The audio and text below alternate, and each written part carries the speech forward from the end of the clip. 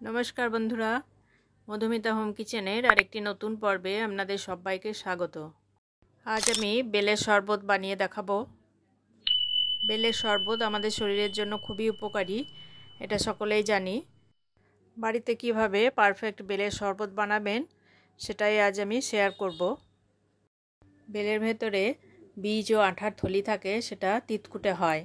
সেটা বাদ দিয়ে কিভাবে বেলের পাল্পটা বের করবেন যাতে একদমই তিতকুটে লাগবে না, সেটাই আজ আমি দেখাবো। এখানে আমি একটা পাকা বেল নিয়ে নিয়েছি। বেলের শরবত বানানোর জন্য বেলটা যেন ভালোভাবে পাকা হয় সেটা দেখে নেবেন। আমি এখানে একটা বেলর নিয়ে নিয়েছি, এটাতে বেশ কয়েকবার বাড়ি দিলেই খুব ভালোভাবে বেলটা ফেটে যাবে। দেখুন, খুব সহজেই বেলটা ভাঙা হয়ে গেছে। কিছু কিছু বেল খুবই তিতকুটে হয়, তাই ভাঙার পরে প্রথমে একটু চেক করে নেবেন। এবার ভেতরে শাঁসটা বের করার জন্য একটা চামচ নিয়ে নেব। চামচের সাহায্যে বের করলে খুব ভালোভাবে সহজেই বেরিয়ে আসবে।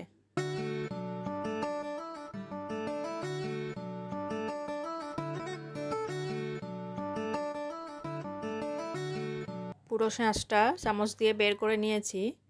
এবার দেখুন কিভাবে আমি পাল্পটাকে আলাদা করছি আর বীজের থলিটাকে আলাদাভাবে রাখবো।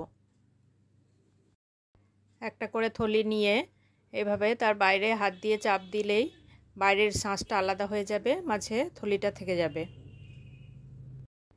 এইভাবে খুব সহজেই থলিটা আলাদা হয়ে যাবে, আঠাটাও পাল্পের সাথে মিশবে না। একইভাবে সব থলিগুলো আমি আলাদা করে নেব। দেখুন থলির ভিতর কতটা আঠা থাকে।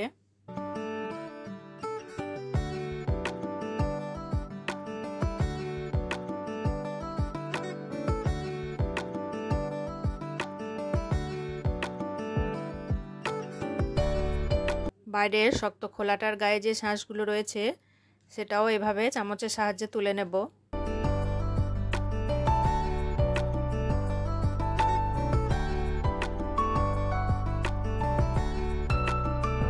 একটা বড় বাটির মধ্যে সম্পূর্ণ পাল্পটা নিয়ে নিয়েছি। এবার অল্প অল্প করে জল ঢেলে পাল্পটাকে খুব ভালো করে মোলায়েম করে নেব।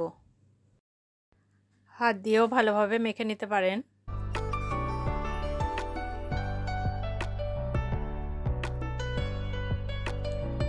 সবটা খুব ভালোভাবে মাখিয়ে নিয়েছি। এবার এর ভেতরে যে ছিবড়া অংশগুলো আছে সেটা বাদ দেওয়ার জন্য একটা চালনির সাহায্যে ছেঁকে নেব। এইভাবে চালনির সাহায্যে ছেঁকে নিলে পাল্পের গায়ে যে সুতো সুতো অংশগুলো থাকে একদম আলাদা হয়ে যাবে।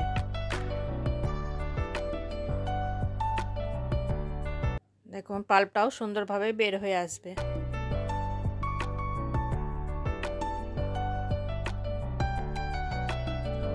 পাল্পটা অনেকটাই ঘন রয়েছে, শরবত বানানোর জন্য আরও জল মেশাতে হবে, সেজন্য একটা বড় পাত্রে আমি নিয়ে নিলাম।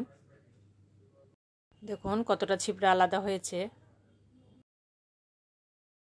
এবার হাফ চামচ লবণ আর 1/4 কাপ চিনি দিয়ে দিলাম।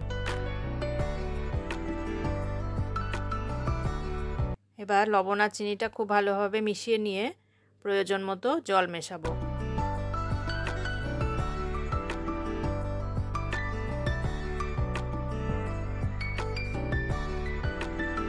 আরও কিছুটা জল মিশিয়ে নিলাম। এবার একদম পারফেক্টভাবে তৈরি হয়ে গেছে বেলের শরবত।